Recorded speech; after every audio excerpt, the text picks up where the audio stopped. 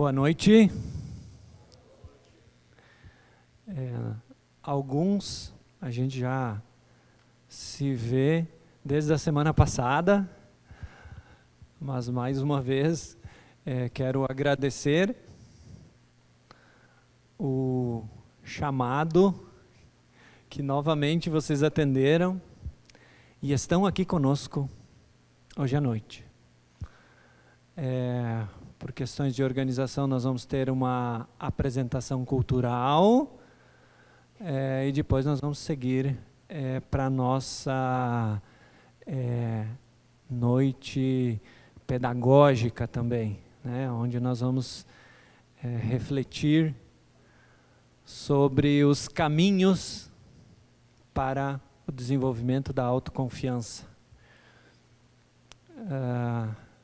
Hoje tem um livro do Antônio Novoa, que é um escritor da parte da educação muito importante aí, para o desenvolvimento. Ele fala que em tempos do digital, as relações humanas são insubstituíveis. E isso faz com que nós, enquanto escola, devemos ter uma reflexão muito respeitosa sobre esses dois temas. Nós devemos ter entregas tecnológicas, mas acima de tudo, nós precisamos garantir o desenvolvimento humano. Porque os desafios do mundo real, do mundo ali fora, do mundo fora da escola, eles são outros. Eles são diferentes do nosso tempo. Eles são mais desafiadores. E brincar em casa, eu tenho uma pequena, a Helena, de 3 anos, e muitas vezes nós nos pegamos em casa falando assim, puxa vida, eles não vêm com manual. Nós aprendemos a ser pais e mães, com acertos e erros, e dessa forma nós vamos criando e educando os nossos filhos em conjunto com a escola. Mas eu acho que a gente está vivendo um momento que nós podemos entender um pouco mais.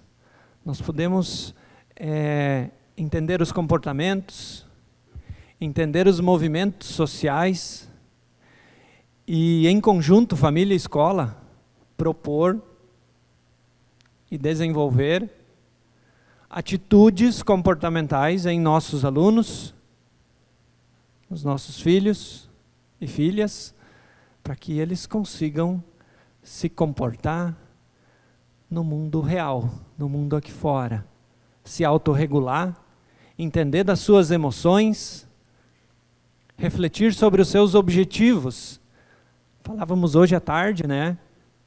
Puxa vida, quando eu sair da escola, enquanto aluno, eu preciso ter um objetivo de vida. Porque eu vou precisar, enfim, qual é o meu papel? Né? E qual é o nosso papel enquanto família para dar esse suporte para os nossos filhos? Então é muito oportuno esse momento aqui hoje à noite. Nós, enquanto escola, nós refletimos muito sobre o tema socioemocional. E isso levou quase um ano todo, falando nas nossas reuniões pedagógicas, conhecendo materiais, conhecendo escolas, conhecendo alternativas que funcionam. E, por óbvio, nós entendemos que sim, estamos prontos, estamos com uma proposta legal, estamos com um parceiro ótimo que vai nos proporcionar a entrega adequada. Nós pensamos em entrega, né? Então, como nós vamos entregar o desenvolvimento, como as nossas crianças, os nossos alunos vão sair diferentes das nossas escolas. Então, para isso, nós vamos ter uma profissional renomada aqui, a Aline. A Aline é consultora da Bernoulli, depois eu chamo ela aqui. E ela viaja o Brasil todo, falando sobre o tema, dando formações sobre o tema, conversando com alunos, conversando com pais e entregando resultados. E esse é o nosso objetivo. A gente brilhou o olho e fez todo sentido trazermos este tema para compartilhar com as famílias e depois desenvolver projetos dentro da nossa escola. Bom, sem delongas, sejamos objetivos.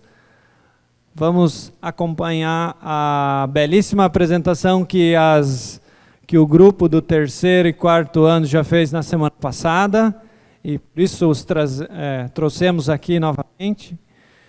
E depois seguimos de imediato com a palestra da Aline.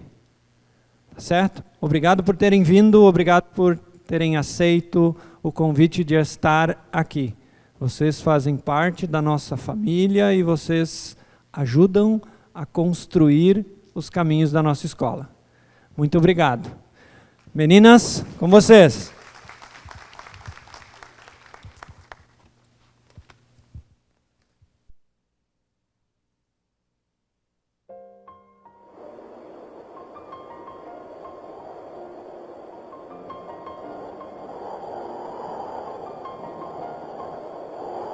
It's been a long day without you, my friend, and I'll tell you all about it when I see you again.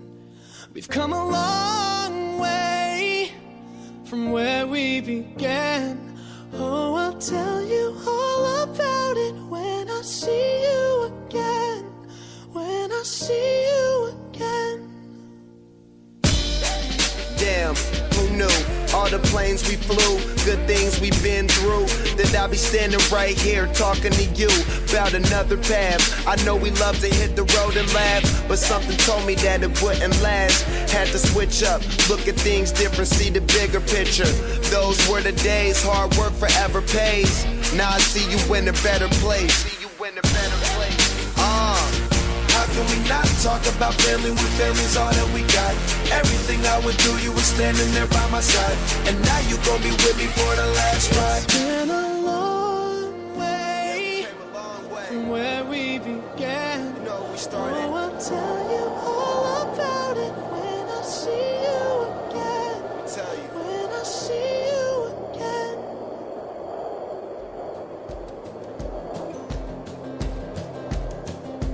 It's 4 a.m. I can't turn my head off, wishing these memories will fade and never do. Turns out people lie. They said just snap your fingers, as if it was really that easy for me to get over you. Snap, snap. Oh, I might stop talking to people before I snap. Snapping 1, 2. Where are you? Where are you? You're still in my heart. Still in my heart. Snapping 3, 4. Don't need you here anymore. Need you here anymore.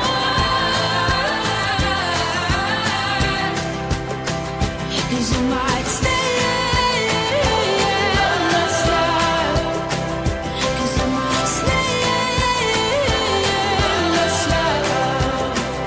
You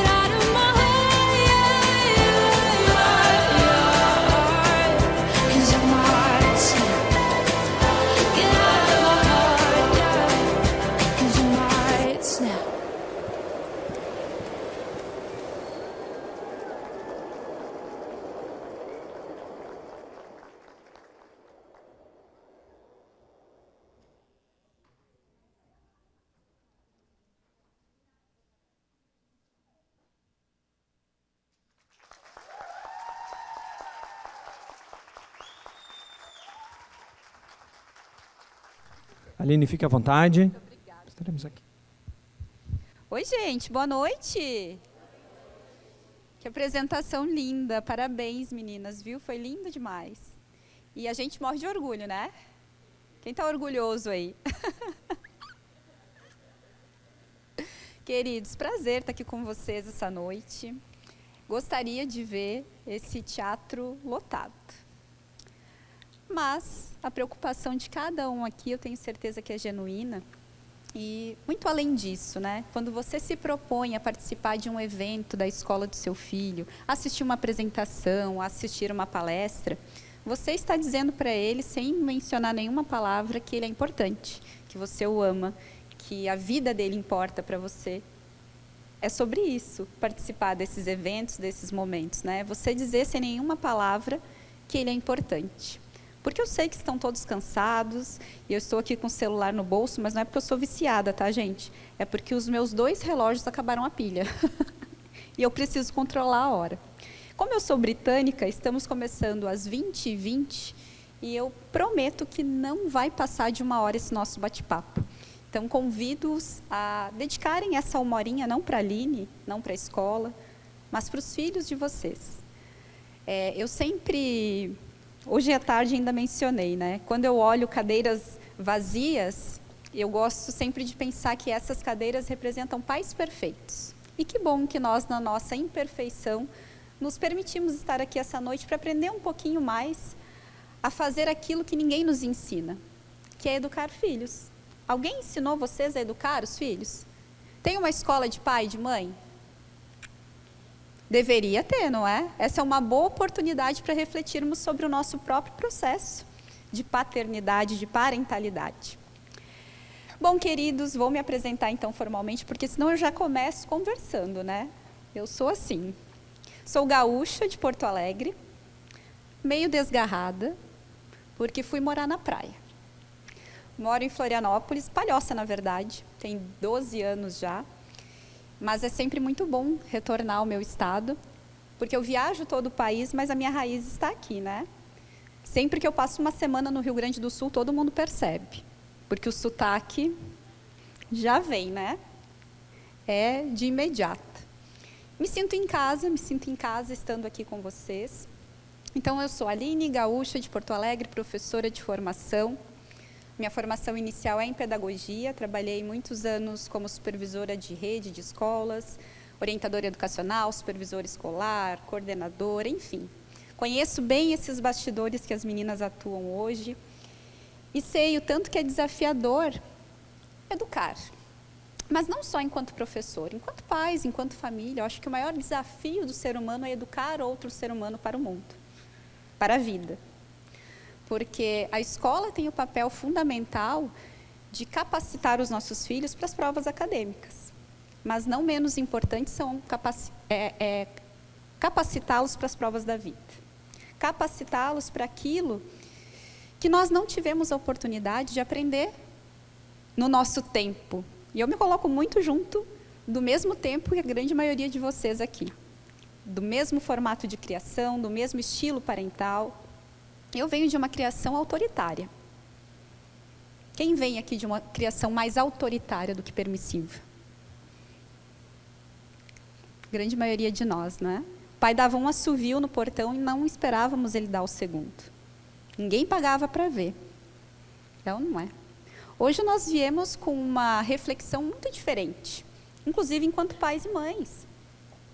No sentido de ter oportunizar para os nossos filhos uma educação não autoritária, mas autoritativa. Autoritativa na medida em que eu educo com afetividade e firmeza. Eu não perco a firmeza, porque, afinal de contas, quem tem esse papel de adulto da relação somos nós, famílias, não é? Não existe uma escola, não existe um cursinho. E a minha busca sempre foi em aprimorar, então, como que eu poderia auxiliar as famílias nesse processo? Como que eu poderia auxiliar os meus professores nesse processo? E aí eu fui para a área da neurociência, neuropsicopedagogia, sou especialista teórica e prática em educação socioemocional. Então, há quase 10 anos eu me dedico só à educação socioemocional. Estava comentando com as meninas hoje mais cedo que eu voltei à sala de aula para uma pós em neuropsicopedagogia clínica, só para entender o mercado de laudos que nós temos vivenciado ultimamente. Não sei se é uma realidade aqui, mas eu tenho percebido que questões comportamentais estão sendo laudadas como se fosse uma patologia. Já pararam para perceber? Já se fizeram esse questionamento? Será que tudo é patologia? Porque nós estamos diante de crianças que às vezes não sabem lidar com perdas, com não, com frustração, com comportamentos que são desafiadores, sim. E se nós formos olhar no TDAH, nos atípicos, vão ter comportamentos semelhantes, mas nem tudo está relacionado à patologia. E aí eu voltei para a sala de aula, não vou clinicar, tá? Eu já tenho essa formação, mas quis retornar para entender por que isso acontece. Que mercado é esse?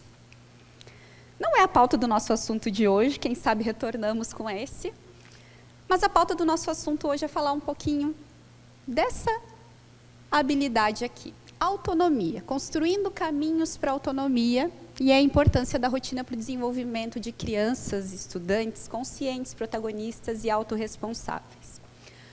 Sei que vocês estão há bastante tempo sentados aí já, então eu vou pedir que vocês fiquem em pé, que esse é um encontro, é um bate-papo. Não quero que seja um momento chato, palestra, só palestra. É um momento palestra interativa, para que vivenciamos juntos a esse momento. Primeiro, quero saber, você já cumprimentou a família que está do seu lado, que está atrás de você? Já cumprimentou? Atrás não? Então, cumprimenta. Boa noite, família. Cumprimentou? Ótimo. É sobre isso. Vamos... Opa, o que está acontecendo aqui que não está passando? Ah, foi. Bora. Vamos fazer uma reflexão inicial, então. Tem professor de geografia aqui? Não? Que bom, não seremos julgados, então. Já é um bom começo. Gostaria que do ponto onde você está, você aponte para o seu oeste. Não sei, é o seu oeste, não olhe para mim.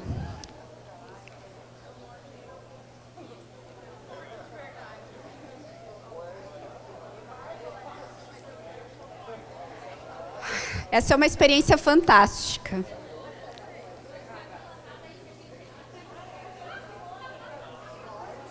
Ah, vocês estão colando.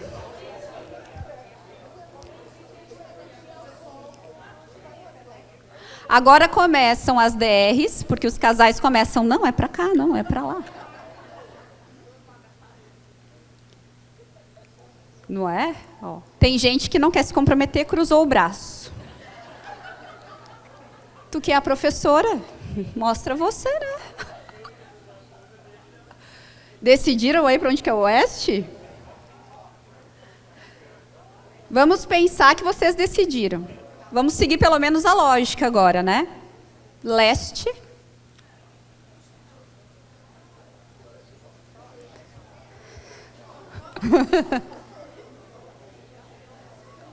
As coordenadoras nem se comprometem.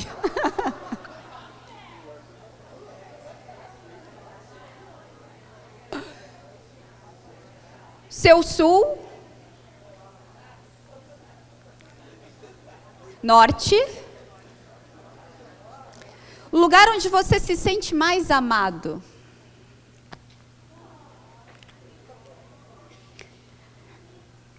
Tem gente que aponta para casa. Tem casal ganhando ponto aqui, apontando um para o outro. Ah, é você, meu amor. Queridos, podem sentar. Sentiram perdidos? Sim, principalmente no primeiro, né? Primeiro direcionamento, você começa a se situar. Onde que eu estou para eu apontar para o oeste? É o seu oeste. Não adiantava nem olhar para mim. Até porque eu ando em círculos, né? GPS para tudo.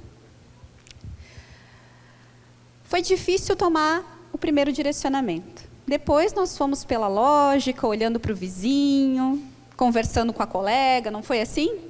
Tinha algumas pessoas de referência, eu vi que alguém olhava para professor, olhava para o diretor aqui na frente, olhava para as coordenadoras. Eu vi, tinha gente de olho aqui. É mais ou menos assim que nós nos sentimos com a chegada dos filhos, não é? Não se sentem assim, perdidos? Perdidos no sentido de todo mundo tem uma opinião para te dar. Uma sogra, um sogro, uma cunhada, uma professora, uma amiga, um amigo, não é assim?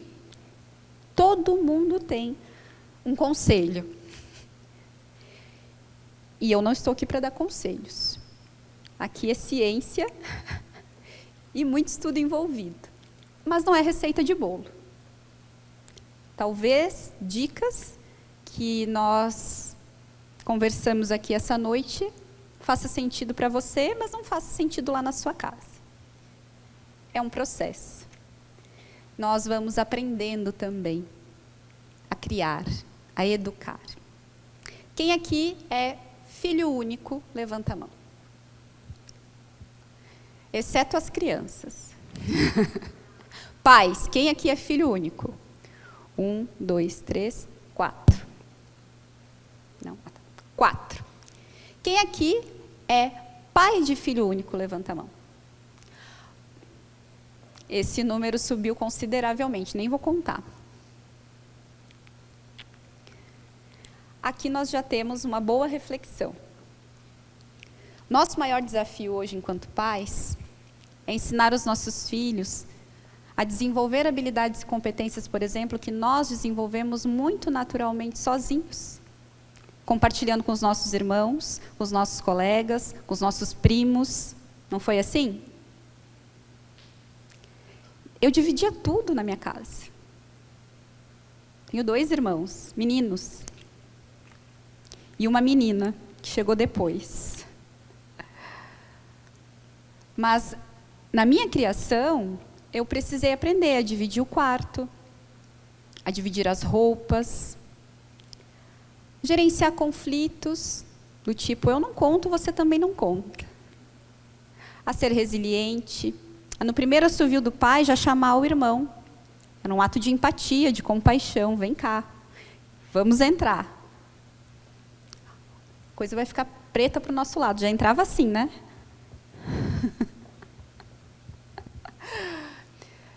Gente, e com os nossos filhos hoje? Especialmente para quem é pai de filhos únicos. Eles não têm esse movimento natural de aprender a compartilhar, de compartilhar quarto, roupas, não é? Quando eu era criança, era uma TV na sala, 3 canais e o controle remoto era nosso. O desenho era até a hora da novela da mãe, a novela da mãe até a hora do telejornal do pai. E não havia uma democracia em família. Não era democrático, não é?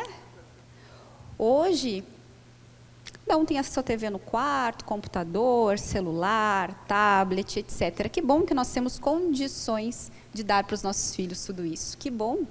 Afinal de contas, essa é uma geração de pais que trabalha para dar para os filhos tudo aquilo que não teve e trabalha bastante para isso.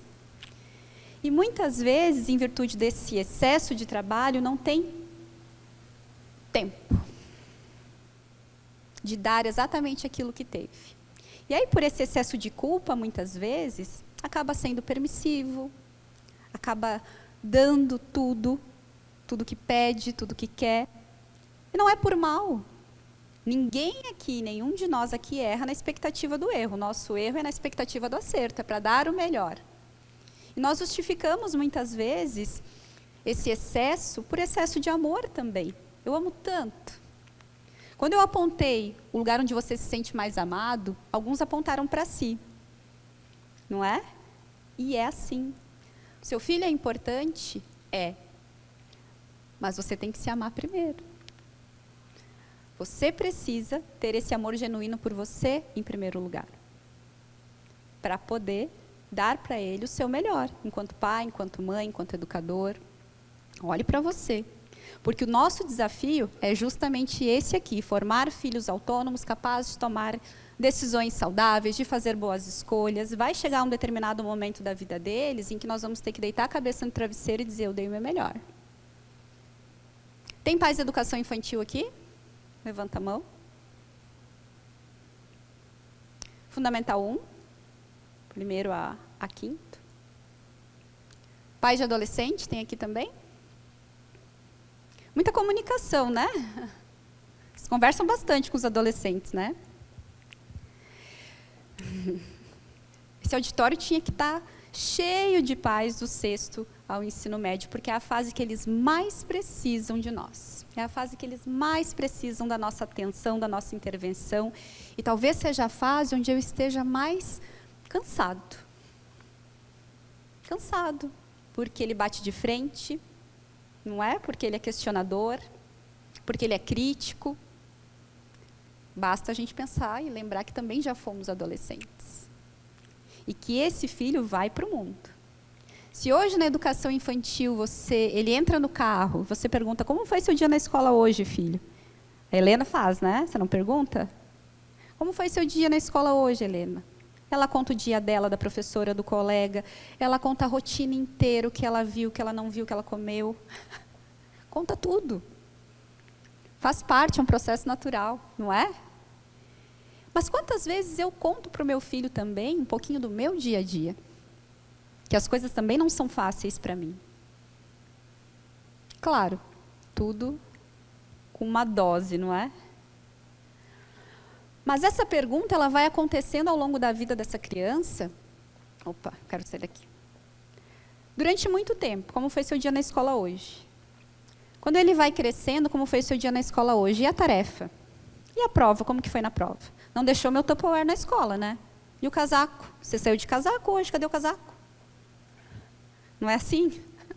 Vai aumentando as perguntas, as cobranças. Eu adoro quando tem criança na plateia, porque ela fica olhando para a mãe e diz, viu?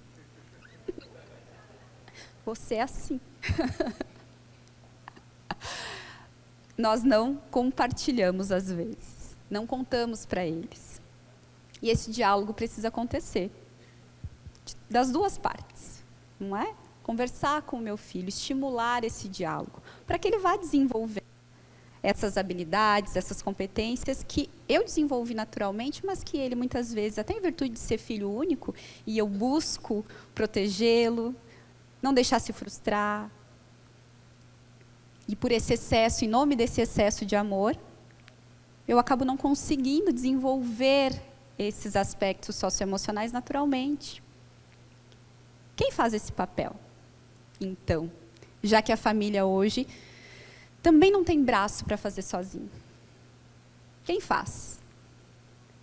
A escola, a partir das relações que ele estabelece aqui, das relações que ele estabelece com o outro. Que ele aprende a ser resiliente, que quando tira nota baixa na prova, o professor acolhe.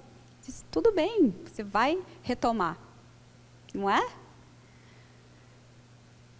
Ensina a gerenciar conflitos, a se colocar no lugar do outro, a ter compaixão. O professor já faz isso muito naturalmente no seu dia a dia.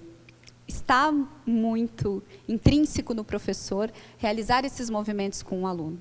De ele ter compaixão, de ele se colocar no lugar do outro, de ele ser resiliente, de não desistir diante da primeira adversidade. Mas seria tão bacana se fosse sistematizado isso.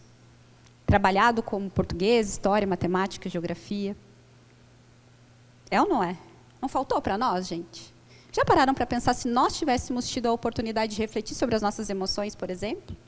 Porque nós viemos de uma geração onde não era permitido chorar, era engole o choro. O pai falava para nós, se apanhar na escola, apanha em casa em cima. Não fiz filho para apanhar. Bullying era um fenômeno real, mesmo no nosso tempo. Só não tinha esse nome, mas existia. E hoje nós vemos discursos de pais que falam, mas isso é bobagem, é a geração mimimi. Nós passamos por tudo isso e sobrevivemos, mas sobrevivemos a que custo? Eu sobrevivi também. Mas a que custo? A quantas dores emocionais que nós não mencionamos? Muitos buscam terapia, não é? E a gente encontra e reencontra colegas, às vezes, lá do nosso passado e pensa, nossa, quanta coisa aconteceu naquela época. Nós não sabemos a marca que nós deixamos no outro, não é? Mas nós vamos refletir um pouquinho sobre isso, um pouco mais, mas eu queria pensar aqui com vocês, especialmente porque o nosso tema é autonomia. Qual é o papel da família nesse processo de construção da autonomia? Vocês já se perguntaram? Qual o meu papel? Muito bem, isso aí, acertaram. A família, a gente precisa primeiro pensar que a família, como um ambiente social, ela ajuda a criança a desenvolver a sua identidade, a sua autoestima, a sua motivação. Nós, em casa, vamos sempre ser o espelho dessa criança, mas é importantíssimo eu respeitar cada fase do desenvolvimento dela. Se eu tenho uma criança de 3 anos em casa, eu posso pedir para ela se vestir sozinha para ir para a escola? Você pode pedir para a Helena se vestir sozinha?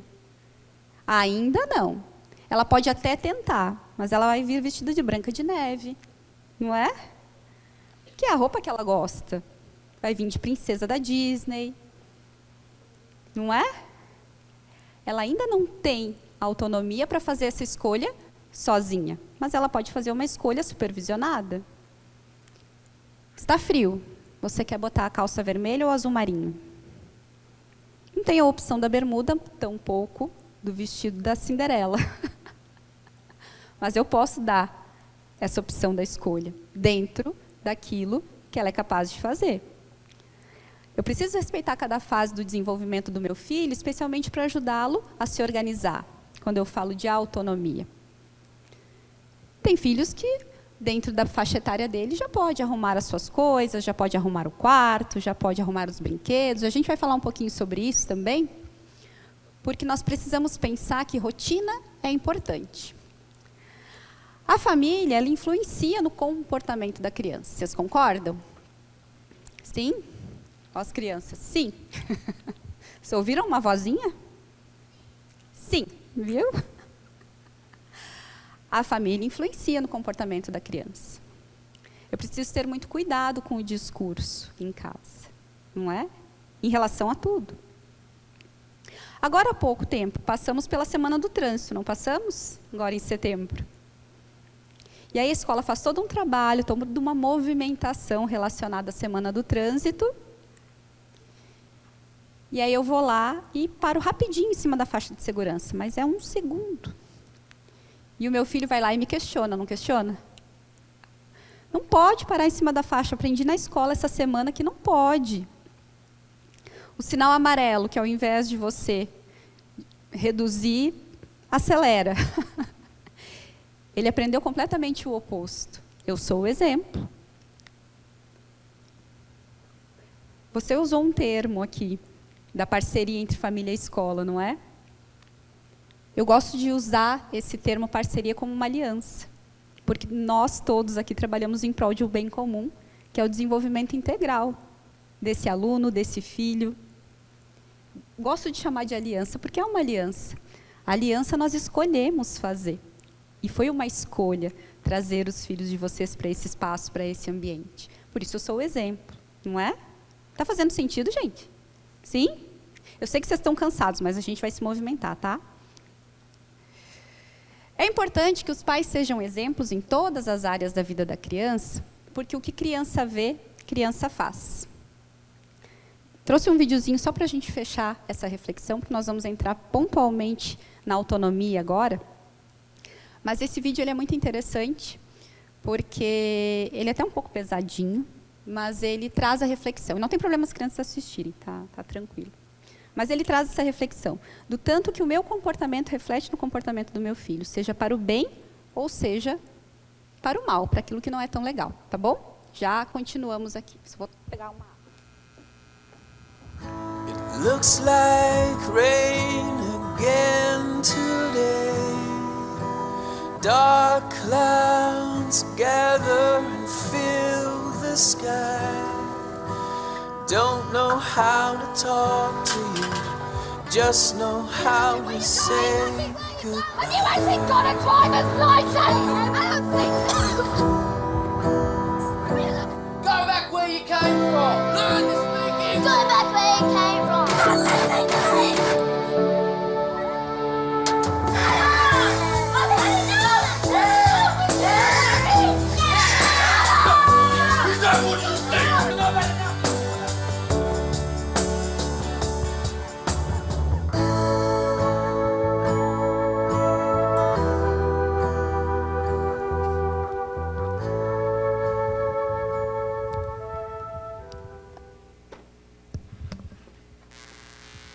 Conheciam esse vídeo, gente? Já? Tem gente que sim, tem gente que não. Ele é antigo até, e ele traz uma mensagem muito forte, mas é para nós refletirmos sobre o nosso próprio comportamento muitas vezes, não é? Porque se eu quero desenvolver um filho autônomo, que seja responsável pelas suas escolhas, mas que o exemplo maior e que ele saiba para onde voltar é aqui, é no porto seguro dele. Comecei falando da nossa criação, que nós viemos de uma criação mais autoritária e hoje nós vemos numa expectativa de criar os nossos filhos com uma educação mais autoritativa, a partir de afetividade, com firmeza, não é? Eu preciso ser esse exemplo. Nem sempre eu vou acertar. É um caminho de erros e acertos e a tentativa, ela é constante. Essa busca, ela é constante. E quando a gente fala de autonomia, eu preciso ter clareza. O que, afinal de contas, é autonomia?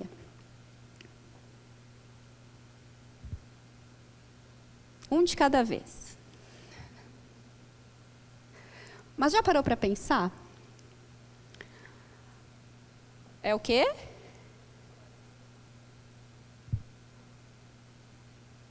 Isso mesmo, vamos lá. Significado, ele está relacionado com independência, com autogerenciamento, por fazer pelos próprios meios. Isso é o que está no dicionário. Uma habilidade complexa que requer do indivíduo pensar, o sentir, o tomar decisões por conta própria. Tomar decisões de forma inteligente, especialmente sabendo que toda a escolha ela tem ganhos, perdas, mas principalmente consequências. Isso é ser autônomo. É arcar com a consequência da minha escolha. Eu faço escolha todos os dias. Se eu tomar uma Coca-Cola hoje, eu estou fazendo uma escolha que eu sei que não é saudável, não é? Eu vou arcar com a consequência dessa escolha mais para frente. Não vou? Açúcar alto, a celulite que a gente não gosta. São escolhas que nós fazemos. E os nossos filhos, em determinado momento, vão realizar essa escolha por conta própria. E por que eu entendo que é importante estimular essa autonomia desde cedo? Já pararam para pensar no tanto que é importante desenvolver e estimular essa autonomia dos nossos filhos desde cedo? Para que ele arque com consequência da escolha, para que ele seja responsável pelas escolhas que ele faz? Já refletiram? A grande maioria dos pais aqui é de filhos de 3 a 11, 12, 13, isso? Grande maioria, né?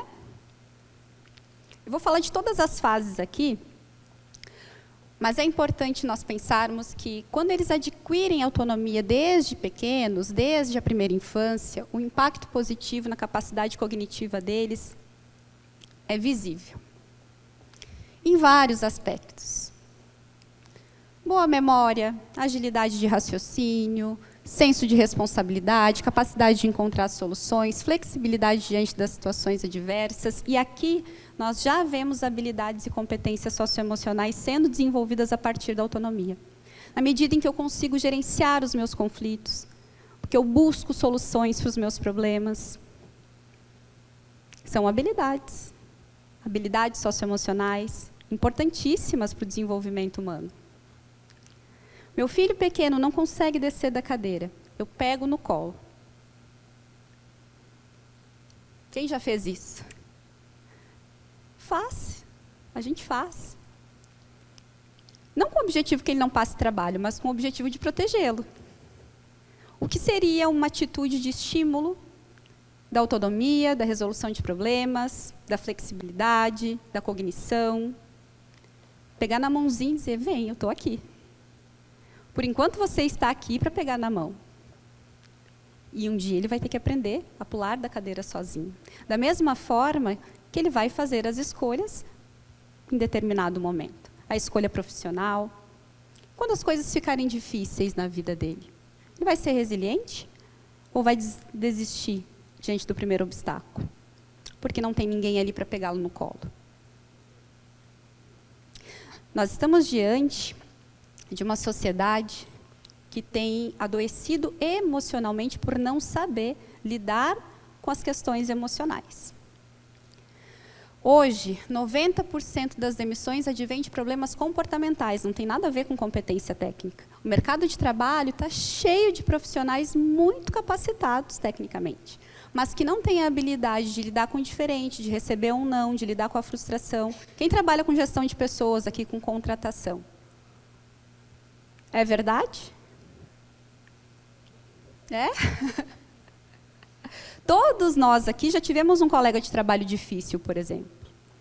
Daquela pessoa que você passa e diz bom dia, e ela fala só se for para você. Ui! Lá em Santa Catarina tem um ditado que fala assim, essa dormiu de calça jeans.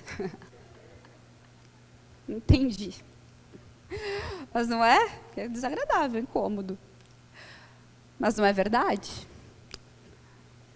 Mosquito? Ah, tá. Não é verdade? Tem pessoas que, de fato, são mal-humoradas, são de mal com a vida. E talvez isso seja resquício de não saber, por exemplo, nomear as suas emoções.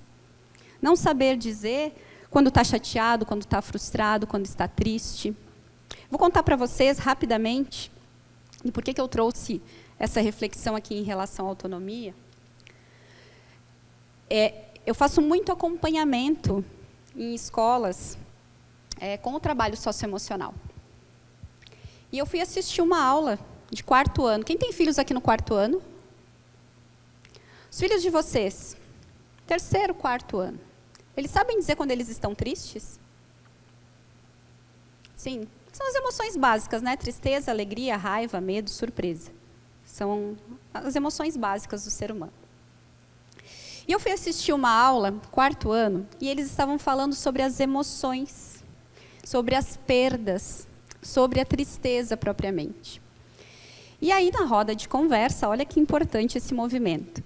Na roda de conversa, a menina falou para a professora, professora, eu acho que eu vou ser para sempre triste. E a professora, por quê? E eu, curiosíssima, né, ali no meio daquela conversa, porque eu também queria saber por que uma menina no auge dos seus 9, 10 anos entende que vai ser para sempre triste. E como eles estavam ali entre os seus pares, e isso é muito legal de uma aula de educação socioemocional, ou de uma aula que possibilite essa conversa sobre sentimentos, sobre emoções, a menina se sentiu confortável de trazer para a roda por que ela ia se sentir para sempre triste. E aí ela falou, professora, sabe o que é? A minha Bisa ficava assim, vem cá, senta com a Bisa, vem cá, brinca com a Bisa, assiste novela com a Bisa, porque um dia a Bisa vai morrer e você vai se arrepender. O que aconteceu? A Bisa morreu. O que essa menina estava sentindo, gente? Culpa, tristeza, arrependimento, remorso por não ter ficado com a avó, não é? E nós ouvimos esses discursos. Eu ouvi muito isso. Só quando você for mãe você vai entender. O dia que eu morrer você vai me valorizar. Já ouviram essa? Eu vou sumir. A minha mãe era dessas, eu vou sumir. Sobrevivemos todos nós. Mas quais os registros que nós temos dessas falas? E olha que interessante. E a menina externalizou isso, falou ali. E foi um momento riquíssimo de intervenção da professora, mas de reflexão dessa menina para que ela desse e nomeasse da maneira correta a emoção que ela estava sentindo. Ela estava triste, sim. Ela estava vivendo um luto, sim. E aí trazer isso... Olha que rico, gente. Talvez essa menina que entendeu que ia ser para sempre triste lá no inconsciente dela, por não ter tido a oportunidade de externalizar essa emoção e de refletir sobre ela e nomeá-la, de fato fosse alguém triste. Aquele sujeito mal amado, sabe? Aquela que você diz bom dia e ela diz só se for para você. Às vezes é um movimento pequeno de fazer refletir e reconhecer e nomear as suas emoções que pode fazer a diferença para a vida adulta. Acontece muito na escola e nós observamos muito os nossos alunos. Aquele aluno que chega mais cabisbaixo, que às vezes toca o terror na sala e eu sei que tem alguma coisa errada. E 3 segundos que eu paro da minha aula, só olho no olho dele e digo, meu amor, eu vi que tem alguma coisa errada com você hoje, que você não está bem. Me procura depois para a gente conversar. É transformador, porque nós não mudamos comportamentos, nós mudamos perspectiva, tanto enquanto professores, quanto em família. Família e professor têm essa aliança, família e escola têm essa aliança de transformar. Não de mudar comportamento. Quando nós falamos de habilidade socioemocional, de inteligência emocional, de desenvolver habilidades e competências, de estimular a autonomia dos nossos filhos, é para o bem comum, é para o bem de todos, não é? Vivemos um fenômeno real que hoje é o bullying. Por quê?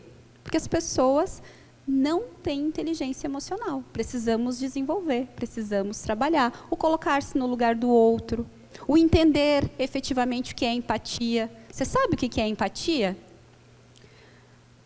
Está na boca de todo mundo a empatia, tatuado nos corpos. Mas as pessoas não sabem ainda o que é empatia. E tem o equívoco, entende equivocadamente que ser empático é fazer pelo outro o que eu gostaria que fizesse por mim. E não é. Ser empático é fazer pelo outro o que é necessidade do outro. Faz sentido? E precisamos ensinar as nossas crianças de maneira prática, simples, dentro da linguagem delas. Eu estive numa sala de aula e aí eu fiz essa pergunta para as crianças. O que é empatia? O que você entende por empatia? E aí eu fiz uma pergunta. Se você me convidar para almoçar hoje na sua casa, era de manhã, tá, gente? Se você me convidar para almoçar hoje na sua casa, qual seria o cardápio? E aí a menina, quem quer responder? Aí a menina, vai ser um bife acebolado, arroz, feijão e salada e suco que a minha mãe vai fazer. Eu disse, legal. Acontece que eu não como cebola. E agora? Qual seria uma atitude empática? Muito legal que uns 2 levantaram a mão e disseram, seria perguntar o que você gosta de comer. Eles entenderam o que é empatia. É isso. Ser empático é fazer pelo outro o que é necessidade do outro. Não fazer pelo outro o que eu gosto. O prato oferecido seria dentro da perspectiva da menina.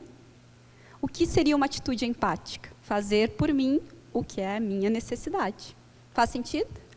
E eu vou sempre perguntar se faz sentido, gente, porque pedir feedback é algo que nós precisamos fazer com os nossos filhos também. Às vezes nós damos uma regra, uma orientação, um direcionamento e não faz nenhum sentido para ele. É como na educação infantil. Tem dia do brinquedo? Tem, né? Sempre acontece em alguma turma, criança que traz o brinquedo e ela quer brincar com o brinquedo de todo mundo, mas ela não quer compartilhar o brinquedo dela. Acontece em todo lugar. E aqui começa a reflexão. Por que você pode brincar com o de todo mundo e ninguém pode brincar com o seu? Vamos lá. Fazer pensar nas próprias atitudes, nos próprios comportamentos. Não é? Gente, deixa eu perguntar aqui para vocês. É um quiz, tá? Vamos fazer um jogo aqui. Vale uma estrelinha. Que as profs vão dar para vocês. Mas com essa idade aqui, a criança já está pronta para realizar todas essas tarefas. A partir dessa idade aqui. Tarefas mais complexas, relacionadas ao seu cuidado pessoal, à sua diversão. Já pode arrumar a mesa, já pode caminhar pequenas distâncias, já pode adquirir noção de tempo, escovar os dentes sozinha, ir ao banheiro, se trocar, regar as plantas. Que idade é essa aqui? 8 anos. Quem dá mais ou quem dá menos? 6, ó. 10. A partir dos 5. 9. Com 9 já pode, já dá para fazer tudo isso. 4. Quem falou 4? Quem falou 4 aí? Vocês? Ganharam uma estrelinha. Na verdade, a partir dos 3 anos. Sério. Nessa idade, e eu boto esse balãozinho aqui, porque eu sei que tem gente tirando foto, e pode tirar, deve tirar. Porque é o seguinte, pessoal, a escolha da criança ela não é autônoma, mas supervisionada pelos responsáveis. É aquele movimento de que aqui eu ensino as regras. É a Helena, tá frio, calça azul ou vermelha. Não tem a opção da bermuda, não tem a opção da roupa da Cinderela. Tá frio, é isso. É uma escolha supervisionada. Escovar os dentes sozinho, Aline? Pode? Com 3 anos, você vai lá, você vai estimular, vai deixar ele tentar escovar o dente sozinho. Vai estimular que ele coma sozinho, com colher, já começando a introduzir um garfo. Pode e deve fazer isso. É um processo de estímulo. Até porque ele vai chegar na escola, no espaço de socialização, e ele não vai ganhar na boca. Por que não vai ganhar na boca? Porque está acontecendo um processo simultâneo de desenvolvimento da autonomia de todo um grupo que está sendo estimulado a comer com a colher, por exemplo. Não é assim, prof? É bem assim. Pode aos 9, pode aos 12, pode aos 10. Pensando aqui, nessa idade, agora eu já dei um spoiler para vocês, né? Mas aqui eles já estão alfabetizados. Já realizam as tarefas em casa com menos supervisão dos adultos. Já dá para prepará-los acerca das suas responsabilidades, como arrumar a mochila e os seus materiais, retirar lixo, guardar roupas, lavar roupas leves, escolher as próprias roupas. Que idade é essa aqui? Agora está fácil. A partir dos 7. Dos 7 aos 11, gente. Nessa fase, eu crio a independência para gerar autonomia. Aqui, eu ensino disciplina. Se enquanto ele é pequeno, dos 2 aos 5, aos 6, eu ensino as regras, por exemplo, você vai escovar os dentes porque é saudável para você e a mamãe está mandando, por exemplo. Funciona para uma criança de 3 anos? Funciona, porque a regra é curta e simples. E aí eu faço o quê? Eu compro um livro com o bichinho do dente, mostro um vídeo, faço um discurso de meia hora para uma criança de 3 anos que vai prestar atenção nos 30 primeiros segundos da minha fala. E sabe quando que ele precisa do discurso? Lá na adolescência. Quando ele vai te questionar o porquê do não. Por que que eu não posso? Quando ele quiser ir na festa com os amigos e você disser não, não pode. E muitas das vezes, pais de adolescentes, que é vocês aqui, quem mais é pai de adolescente?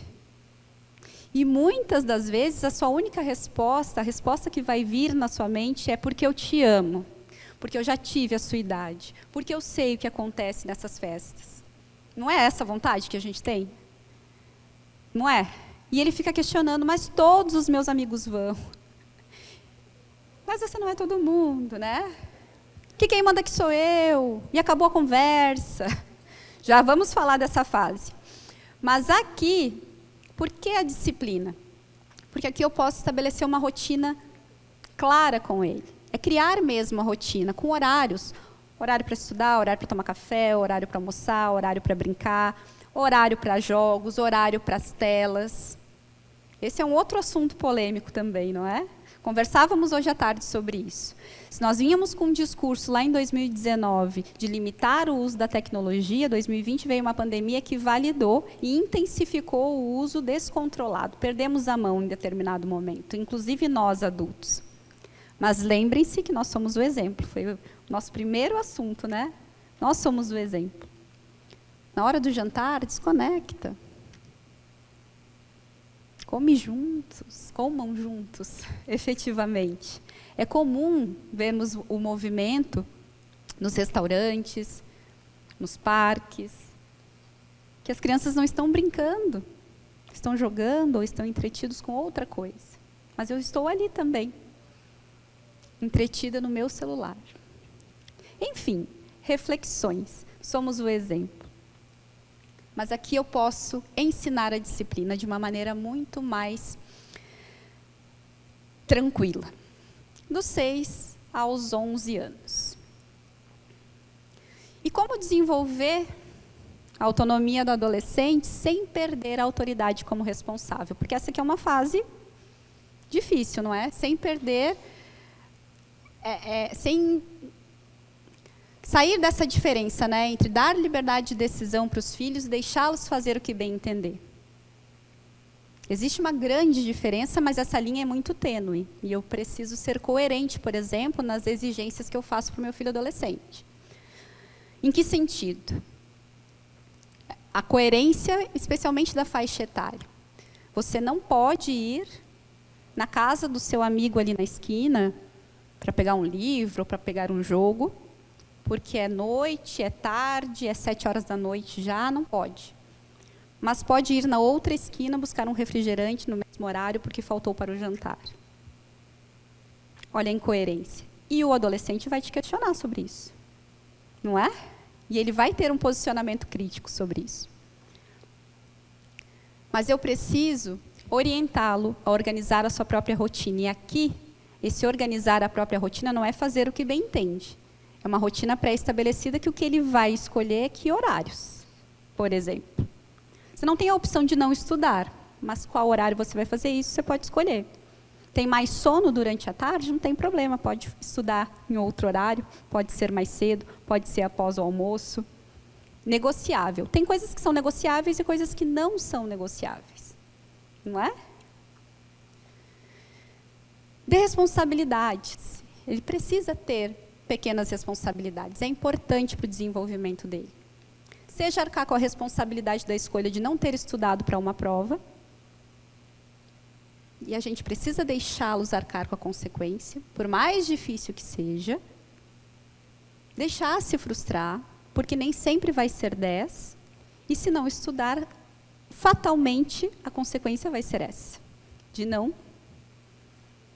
é? Nós, quando não nos preparamos para alguma coisa, escolhemos a consequência. Eu estou cuidando a hora, tá, gente? Porque vou ser britânica, prometo. Eu sei que vocês estão cansadinhos. Mas são reflexões importantes para nós fazermos aqui. Dialogue muito, inclusive, sobre temas mais sensíveis. Compartilha a sua história com a do seu filho. Conte para ele os desafios que você passou, especialmente na adolescência. Com certas ressalvas, também é importante lembrarmos disso. Afinal de contas, somos o exemplo. Mas conte, compartilhe os desafios relacionados à autoestima que você teve, ao próprio bullying, que não tinha esse nome, mas que nós superamos e superamos a algum preço. Faz parte do processo de desenvolvimento. Que bom que hoje nós temos a oportunidade de refletir sobre os nossos comportamentos, de falarmos, de nos posicionarmos. Deixe que ele lide com as frustrações. Acho que nessa faixa etária, o mais importante, a partir dos 12 anos, é especialmente deixá-lo lidar com as frustrações. Que nem sempre o mundo vai nos dizer sim. Ele vai bater a porta do quarto e dizer que nos odeia, que eu quero crescer e ir embora dessa casa. Qual é o meu papel? É o mesmo que com a criança pequena. Acolhe, está tudo bem. É legítimo você ficar chateado, você chorar, você bater a porta. Eu vou continuar te amando, quando você estiver mais calmo, nós conversamos. Não é assim com a criança pequena? Nós já passamos por esse processo do abaixar, do olhar no olho, do acolher. Com o adolescente não é diferente. Ele precisa dessa presença, ele precisa desse afeto. E a importância de uma rotina planejada é o que vai desenvolver essa autonomia cada vez mais. E por que eu trouxe isso, gente? Rotina planejada é igual estabilidade, segurança, uma melhora no desempenho, na organização do tempo. Lembrando que nós auxiliamos eles a se organizar. Estudos científicos têm mostrado cada vez mais que crianças que têm rotina bem definida tendem a ser mais saudáveis em vários aspectos, inclusive emocionais.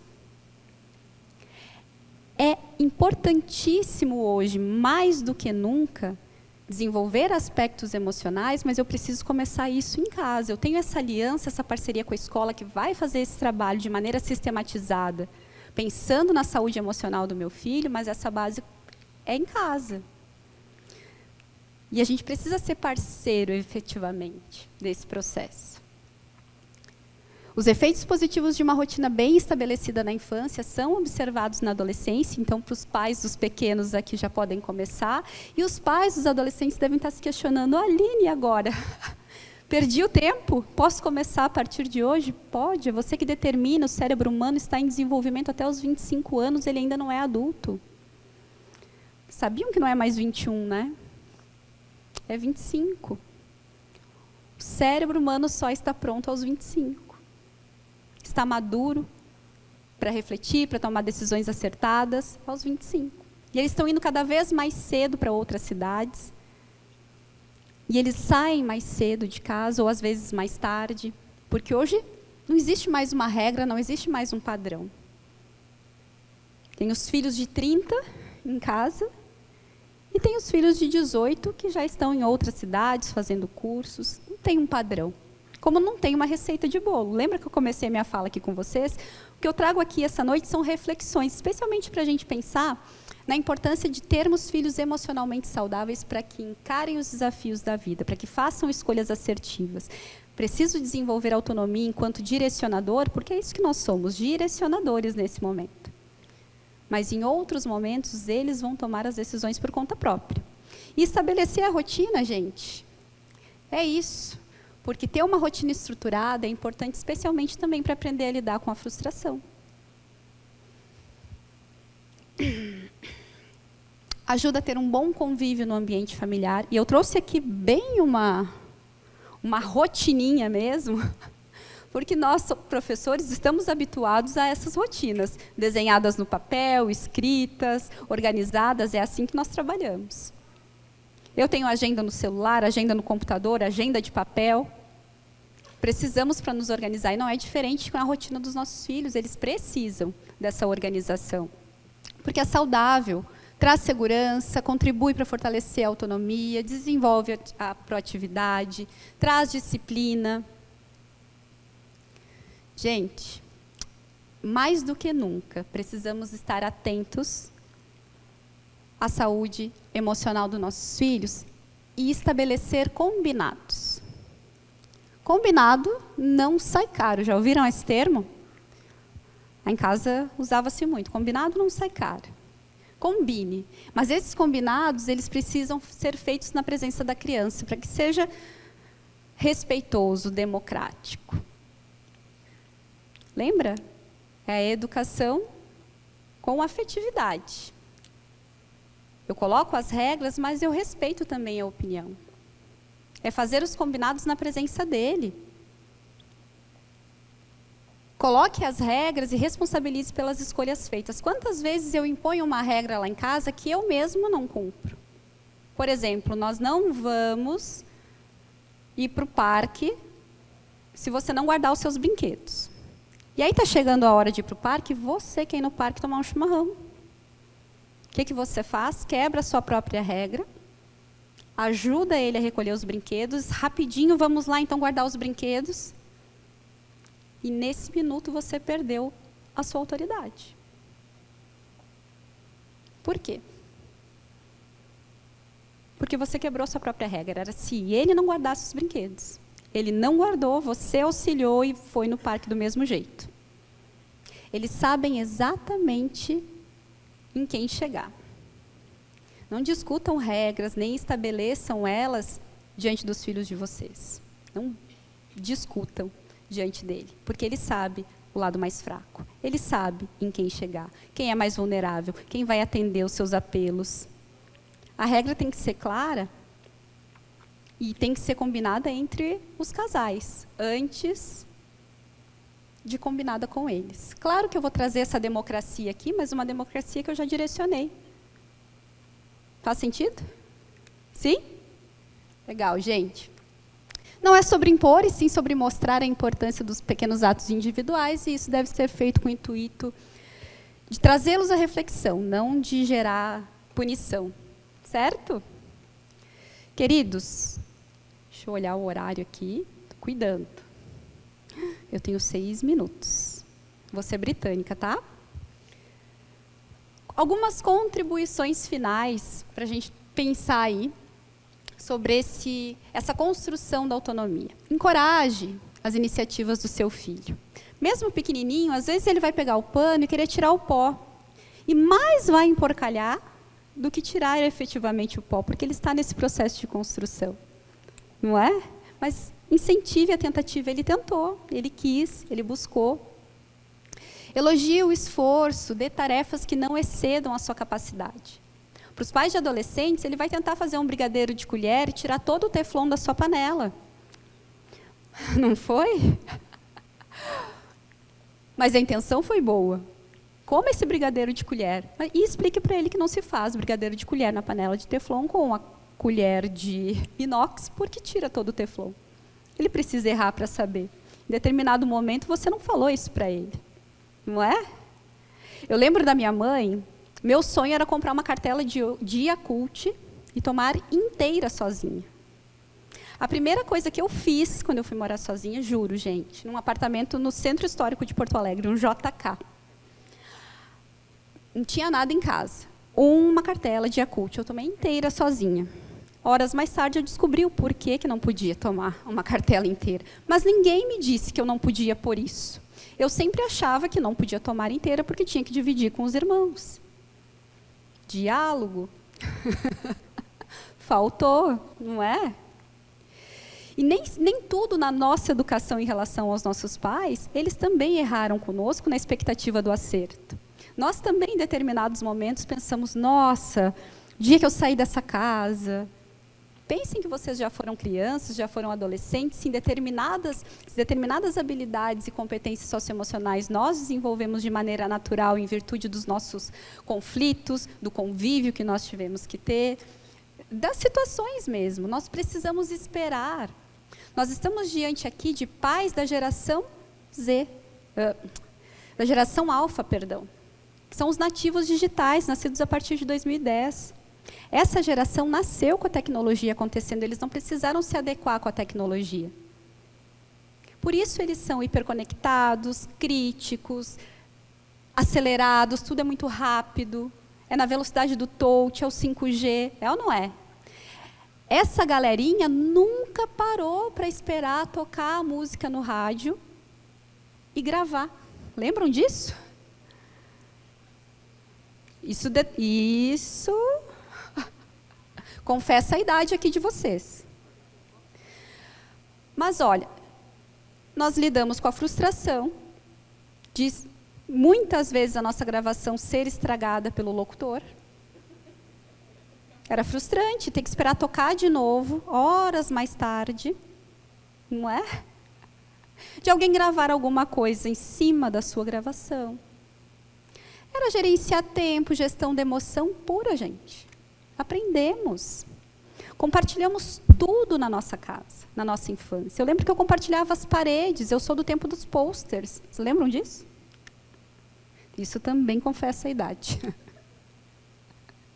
Posters, gente. As paredes todas tinham posters. E o meu irmão tem 10 anos de diferença comigo. Então, se no meu tempo era Menudos, New Kids on the Block, e por aí vai, e o meu irmão teve que conviver com as minhas colegas de quarto, 10 anos mais tarde eu colhi. Veio a conta. Minhas colegas de quarto eram moças muito bem vestidas. Tiazinha, feiticeira. Eram as colegas de quarto do meu irmão, e eu tive que conviver com elas. Democracia, compartilhava. Gestão de conflitos, nós não entrávamos em discussão. Fazia parte, não é? Hoje eu preciso ensinar os meus filhos a respeitar o espaço do outro, a se colocar no lugar do outro. E é um movimento que a gente precisa estabelecer essa aliança, essa parceria, escola e família, para auxiliá-los nesse processo, porque não é fácil. Eles não nascem com manual de instrução, como bem disse o diretor aqui antes de iniciarmos. Eles não nascem, que bom se nascesse. Mas que bom que também temos esses espaços de reflexão para pensarmos sobre a nossa própria conduta enquanto pais e mães. Não é? É uma busca constante. E eu estou quase finalizando. Mas, famílias, transmitam afeto, independente da idade, mesmo o filho adolescente. Ele não quer, às vezes, o beijo na porta da escola, pai. Um beijo, mamãe te ama, filho, amor da mãe. Não quer, porque é de adolescente. Ele se sente envergonhado. Como também tem aquele adolescente que adora demonstrações de carinho das mães, dos pais. Tem os dois. Mas ele quer esse afeto, ele quer esse carinho, ele quer comer aquele brigadeiro de colher que ele preparou, ele quer maratonar a Netflix com você. Você sabe o que seu filho está assistindo? Você sabe quem são as pessoas que ele se inspira? Quem que ele segue? Eu preciso saber, eu preciso estar junto, eu preciso estar perto, eu preciso acompanhar. O seu apoio, o seu incentivo, a sua orientação, mas principalmente a sua presença são essenciais para que a criança desenvolva autoconfiança, segurança, para a tomada de decisões ao decorrer de toda a vida. Esse processo começa agora, porque inevitavelmente eles vão para o mundo. Nós começamos a organizar a bagagem mesmo dos nossos filhos, antes mesmo da chegada. Antes deles nascerem, você já preparou a mala da maternidade, não preparou? Passou as roupinhas, escolheu, guardou. Não foi? Esterilizou. Já estava pronta.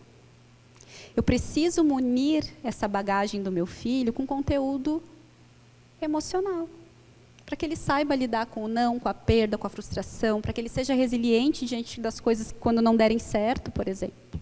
Porque vai acontecer. As provas da vida, elas são muito mais duras do que as provas acadêmicas. Não é? E a gente sabe disso. E quem os prepara para elas? Quem os prepara para essas provas? Que eles vão encontrar. Vai acontecer, inevitavelmente.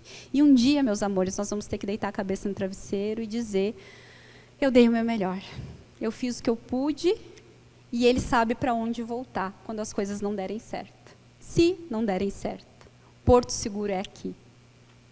Uma criação autoritativa, com esse olhar acolhedor, que é afetivo, com firmeza, o meu filho sabe para onde voltar, ele sabe com quem contar e para quem contar. Eu quero que meu filho conte as coisas para mim. Meu pai não sabe até hoje quando eu dei meu primeiro beijo. E eu sou 18 anos casada, ele não sabe ainda que eu dei beijo. Nunca contei. Não vai ficar sabendo. Porque não tinha-se liberdade. Era medo. E meu filho? Essa ponte está bem estabelecida? Conto para ele? Eu estou ali? Não por medo, não para que ele tenha medo, mas que ele saiba que, mesmo que ele esteja errado,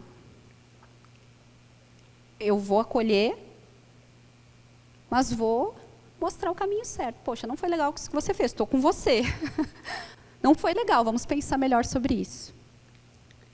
Precisamos desenvolver seres humanos emocionalmente saudáveis, que vá para a viagem da vida com essa bagagem bem preparada, especialmente no que tange o desenvolvimento de habilidades e competências socioemocionais, para que ele tenha inteligência emocional para lidar com as coisas quando elas não forem fáceis. Porque, inevitavelmente, isso vai acontecer. Em algum momento, eles vão. Talvez vocês já conheçam esse vídeo, é um vídeo que eu gosto muito. E eu sempre me emociono, então eu não vou olhar ele, porque eu estou com saudade demais da minha mãe também.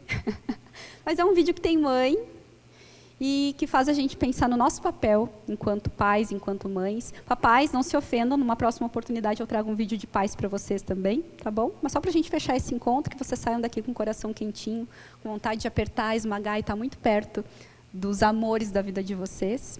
Já me despeço, tá bom? Pode apagar aí as...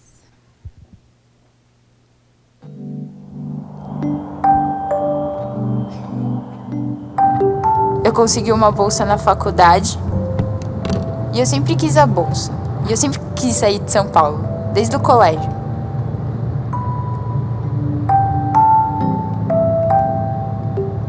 Qual que vai ser a maior dificuldade de morar longe de São Paulo? Minha mãe, ficar longe dela.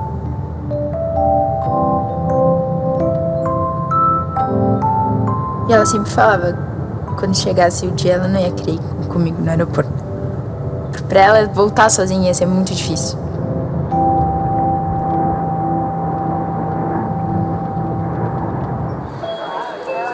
Está em breve posta. Comparecer ao balcão da companhia, segundo andar do WTO. Esses passageiros, por gentileza, tenham tomar uma opção na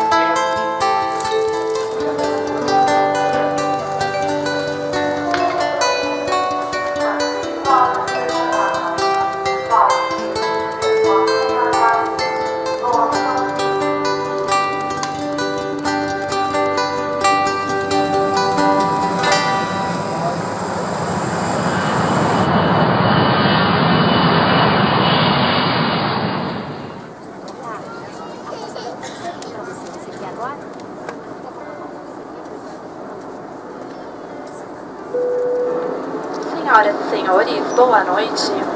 Nos desculpem pela interrupção.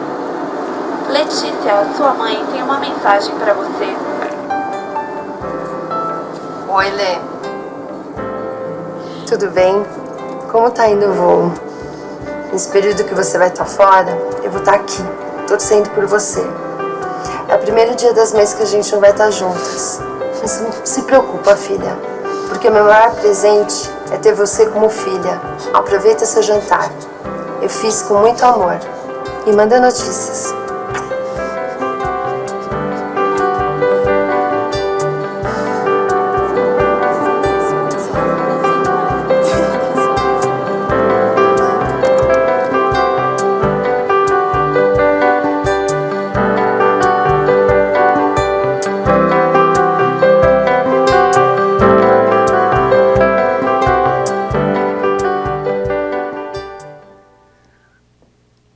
Não temos parceria com a Electrolux, portanto não vamos distribuir vouchers de desconto. Mas queria encerrar o nosso papo, a nossa noite. As luzes... Poxa, essa hora, esse escurinho, né, pessoal? Vocês com fome, vocês cansados. Estou me despedindo já de vocês. Espero que vocês tenham curtido essa noite. Espero que esse seja o primeiro momento de muitos que tenhamos aí pela frente.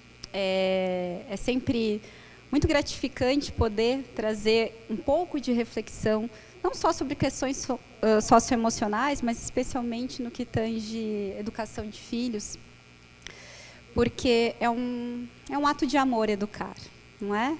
Nós escolhemos ser pais, mães, educadores, e educar é um ato de amor. Dá muito trabalho? Dá. Mas vocês não estão sozinhos nessa caminhada. Essa aliança é uma aliança forte, é uma aliança segura. E essa parceria, ela é para a vida.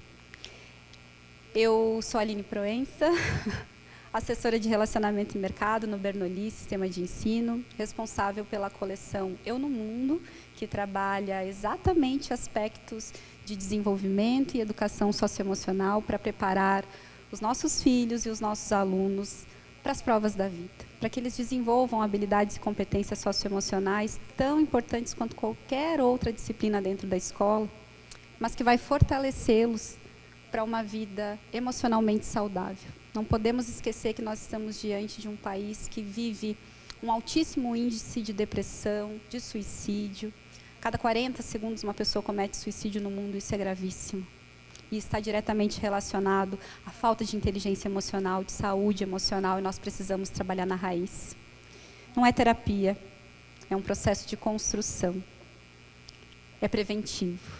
Falar de emoções é preventivo.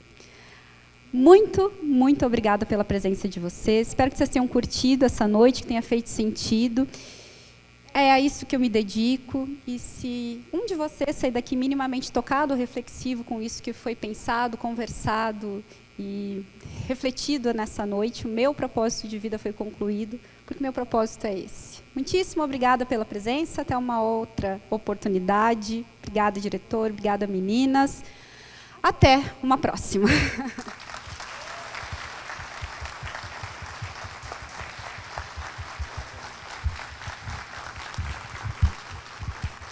Obrigado, Aline. Com certeza sairemos diferentes do que entramos. Tá? Obrigado por estar conosco. Convido a professora Roselane, coordenadora da Educação Infantil, para entregar um brinde Aqui. Isso, que leve também da nossa escola, com nosso carinho. Famílias, obrigado por estarem conosco, obrigado por caminhar junto conosco. Professoras e professores que aqui nos acompanham, muito obrigado, vocês fazem a diferença aqui. Que tenhamos uma ótima noite e que possamos voltar para o nosso lar e o nosso abraço quentinho dos nossos filhos. Boa noite, obrigado.